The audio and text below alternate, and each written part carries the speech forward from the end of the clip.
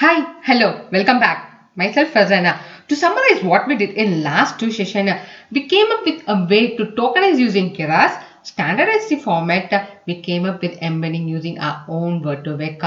Now we have everything in place. We have input, we have embedding. Now the last step is to build a network.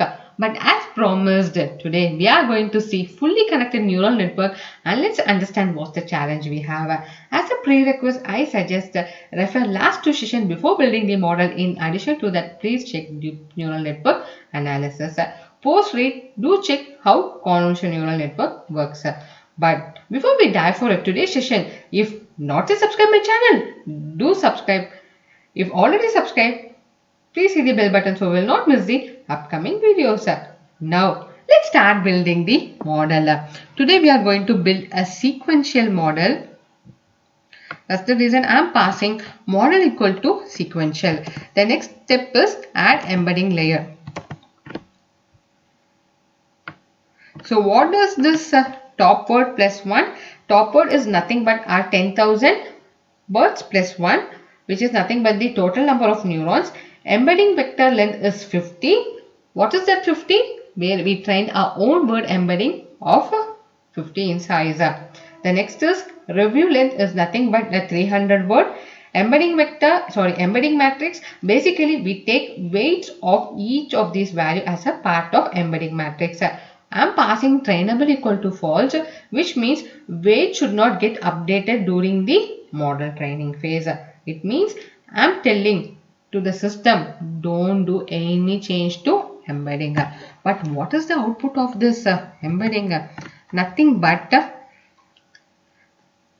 3 dimension. So what does this 3 dimension contain is batch size, maximum review length, embedding vector length. But we all know that in fully connected neural network we cannot pass 3 dimension as input. So what we want to do is I want to convert from 3D to 1 dimensional. To do this, what we need to do is flatten the output for dense layer. Once we done all these things, okay, so how we can do this is by using this one. Let me execute this.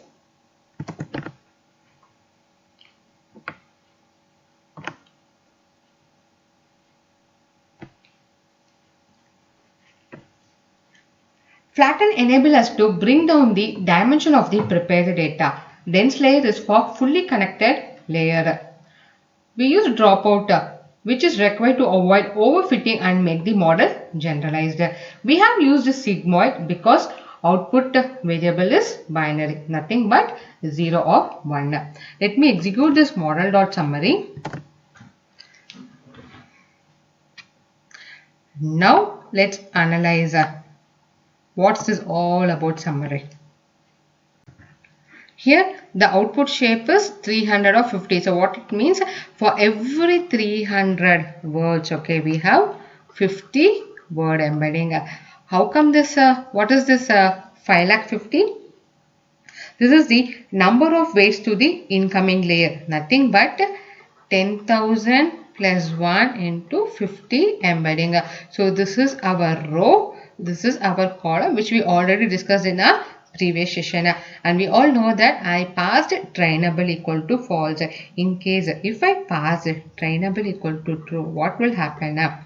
The weight will get updated, but at present the weight not get updated. The next step is we flattened. So what does this flatten do? Okay, let's understand with the example which we discussed in last session. What is that? This is awesome. So when we so the embedding for this will be before flattening. Okay, so the embedding will be like this. Suppose for this 20, 30, 40, then follow up with 47. Okay, so out of 50. Then again for this 30, 40. So this numbers is just a random number I'm passing. Then again a 47. Then for awesome 40, 50, 60. Okay, so once this flattened happened, okay, this is converted to like this. 20, 30, 40, then the remaining 47 values, then 30, 40, 50, followed with the 47, then again with 40, 50, 60. So this is the final output once we're done with the flatten. Now let's go for the next step. Here we execute, let me execute this first. So here we will use split data to train and validation accuracy with 10 iteration. That is the reason I am passing epochs equal to 10 and a batch size is 100. So what is this batch size is equal to 100, which means it's a 100 rows or 100 reviews at a time will be considered into picture. So the role of this batch is the gradient will be calculated, updated after making a prediction of 100 reviews. Okay, so everything it will get updated only after 100 reviews. The reason is we are passing a batch size equal to 100. So now everything is done and we can see that the accuracy is 0.98. But this is what the important picture? No, not at all. Our main focus is on value underscore accuracy. It falls with 0.73. It's still not bad, but don't you think that it's overfit? So after our hard work, we built and overfit our bias model. What's the reason? Where did we do wrong? Can you guess where? We did one big mistake. What is that? Nothing but a flattened, okay?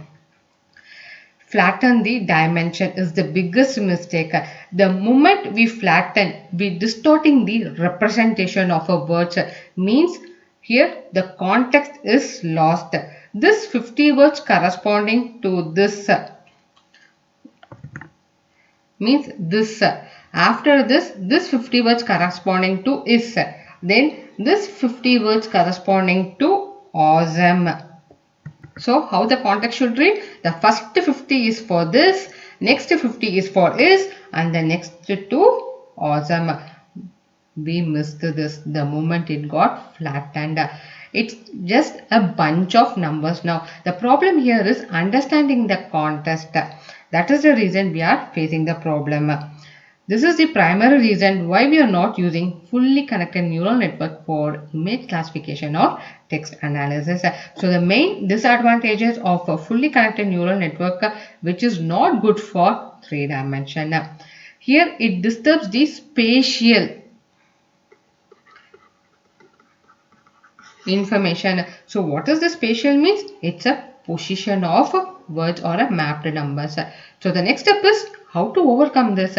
That's where the next hero comes into picture, nothing but a convolutional neural network. Okay, so this is what for today's session, and going forward we work on CNN, RNN, BERT, GPT. I hope you like the content. If yes, please do like, share, subscribe. Catch you soon. Till then, Farsana signing off.